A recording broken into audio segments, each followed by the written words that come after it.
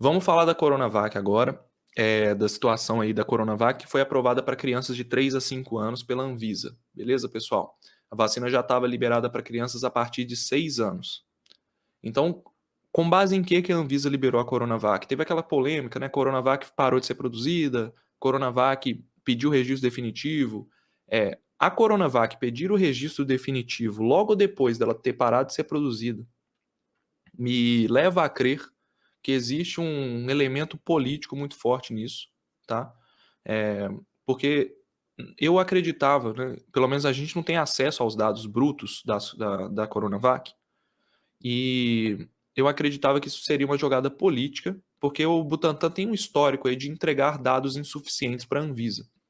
Então, esse pedido de registro definitivo daria um gás para a Coronavac nos últimos dias. É um ativo político muito forte, a vacinação, principalmente para o governo do estado de São Paulo. E eu achei que essa decisão tomada de pedir o registro definitivo seria política. Com a aprovação da Coronavac para crianças, talvez esse registro definitivo tenha sim os dados suficientes para isso, tá?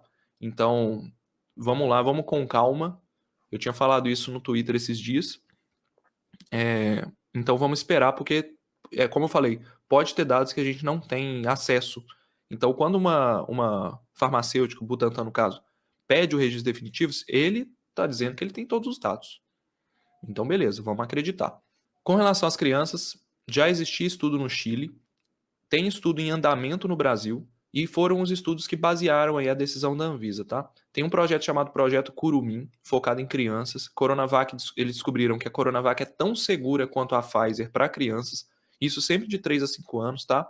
Menos reações, tem criança mais velha também no estudo. A Coronavac, apesar de ser tão segura, ela produziu menos reações, produz uma boa resposta de anticorpos e o estudo continuará até março de 2023 para trazer os dados definitivos aí de eficácia adaptada ao cenário brasileiro. A Coronavac para crianças ela tem muita base nos dados do Chile.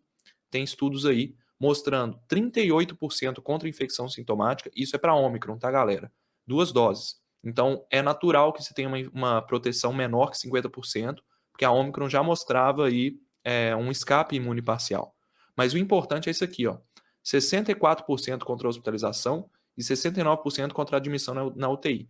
Eles não mostraram a porcentagem contra óbitos, muito provavelmente porque não tiveram óbitos suficientes de Covid em crianças vacinadas para poder ter um dado confiável. Não dá para falar que é 100% de proteção contra óbitos, porque não tem dado confiável. Então, eles têm esses dados aí: 64% de redução de risco contra a hospitalização e 69% contra a admissão na UTI. Está muito semelhante aos dados de 3 doses, tá? Em adultos. Você vai pegar ali na casa de 75% de redução de risco de hospitalização, tá bom? Então, a Coronavac em crianças, ela é um alívio para os pais, ela é uma vacina segura, que tem dados aí, e que foi aprovada pela Anvisa com base nesses estudos do Chile. Então, esses estudos estão aqui, eu deixei na descrição se vocês quiserem ler, tá?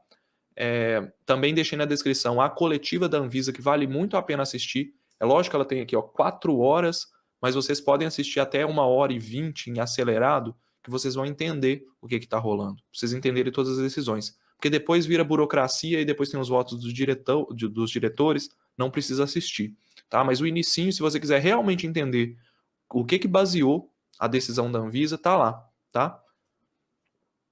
Eu achei muito interessante a fala do Marco Aurélio Safadi, né, médico professor de pediatria e infectologia, é, que ele traz ali uma fala muito simples de entender para a população em geral que estava assistindo, de não inferioridade da Coronavac para crianças. O que é a não inferioridade? Não inferioridade é que a vacina Coronavac ela não é inferior às vacinas disponíveis no mundo. Então você tem uma boa redução de hospitalização, uma boa redução de doença grave, tá? Em comparação, inclusive, com Pfizer, que está aprovada fora do Brasil. Ele também citou a relevância da Covid para crianças, que a Covid leva a problemas diretos e indiretos para a vida das crianças, fora a morte de algumas crianças, né? A Covid ainda é a doença infecciosa que mais está matando crianças no Brasil e provavelmente no mundo, tá bom? Então tem que pensar nisso também, que é um custo muito grande, tanto do ponto de vista da vida da criança que foi perdida ou que foi prejudicada pela doença, quanto um custo econômico, quando você coloca ali quanto que a criança vai produzir ao longo da vida dela e o quanto que a morte ou o afastamento da criança de uma vida normal pode afetar a saúde dos pais também. Então ele coloca tudo isso tudo tem influência sobre a decisão.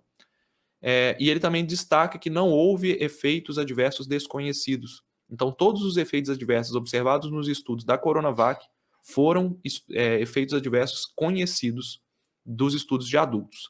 Excelente notícia, tá? Tivemos, então, o estudo no Chile concluído, tem estudo do projeto Curumim do Espírito Santo, e eles também citaram outros 2 estudos, um da Fiocruz e um outro que agora eu não vou lembrar, que não são focados em crianças de 3 a 5 anos, mas que dão a entender, por isso que eu não trouxe aqui, mas que dão a entender que a Coronavac é segura e eficaz para essa faixa etária também, porque não tem nada assim que você possa crer que não vai ser segura e eficaz, sabe? Se ela é segura e eficaz para uma criança de 6 anos, é muito provável que para 5 para baixo ela também seja. De 3 a 5 é uma faixa muito pequena de crianças que tem ali um organismo parecido. Abaixo de 3 já começa a ficar diferente, porque o sistema imune está muito em desenvolvimento, então tem que ter um estudo diferenciado para isso. E além disso, a Anvisa também ela colocou ressalvas nessa aprovação que fazem sentido que eu vou falar para vocês, tá? Então, tem um outro estudo de fase 3, que é o PRO-NCOV. Esse estudo, pessoal, já é um estudo global. Também baseou a decisão da Anvisa. Além dos estudos brasileiros e do estudo do Chile, tem um estudo global, multicêntrico. O que é isso? Vários hospitais, controlado por placebo, duplo cego. Então, é o padrão ouro aí. De 14 mil crianças de 6 meses a 17 anos recrutadas no Chile, Malásia, Filipinas, Turquia e África do Sul. Eles pegaram os dados do relatório interno, nós não temos acesso, então não tinha como prever isso. 7 de fevereiro a 24 de março. E o que eles descobriram nesse estudo? Eficácia contra a infecção sintomática, considerando o Ômicron, 75%. Então, redução de risco de 75%. Efetividade contra a hospitalização, redução de risco de 55%. Olha, eles tiveram um resultado pior do que o Chile, né? Mas sugere que a Coronavac seguirá esquema com doses de reforço. Tá? Então vamos lá. Com base nesses dados, o Gustavo Mendes, que é o diretor lá da gerência de medicamentos da Anvisa, ele recomendou a aprovação.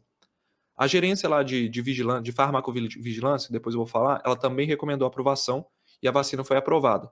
Só que nas entrelinhas da fala ali do Gustavo, eu consegui notar que eles consideram que a Coronavac provavelmente para crianças também vai precisar de reforço após 4 meses.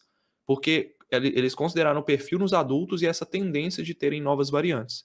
Então a Anvisa já está trabalhando com o cenário, apesar de não ter aprovado isso ainda, de que após os 4 meses, depois da segunda dose da Coronavac, você vai ter que tomar um reforço para os seus filhos, tá? 3 a 5 anos. Isso é o que vale para...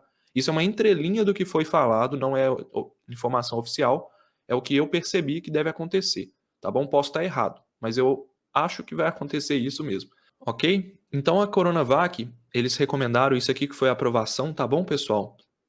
Eles aprovaram por causa dos indicativos de benefício na população pediátrica, pela ausência de tratamentos medicamentosos e vacinas aprovados para crianças abaixo de 12 anos, então não tem um tratamento no Brasil para crianças. E eles também aprovaram para crianças de 3 a 5 anos não imunocomprometidas, por uma pequena questão do risco do vírus ser inativado e tal. As crianças imunocomprometidas não têm tantos dados sobre como que elas produzem uma resposta. Lembra que as pessoas imunocomprometidas elas tinham que tomar 3 doses para ter o efeito de 2? A gente não tem tantos dados ainda sobre isso para crianças de 3 a 5 anos. Então a Anvisa não aprovou para crianças de 3 a 5 anos imunocomprometidas, só para crianças saudáveis, tá?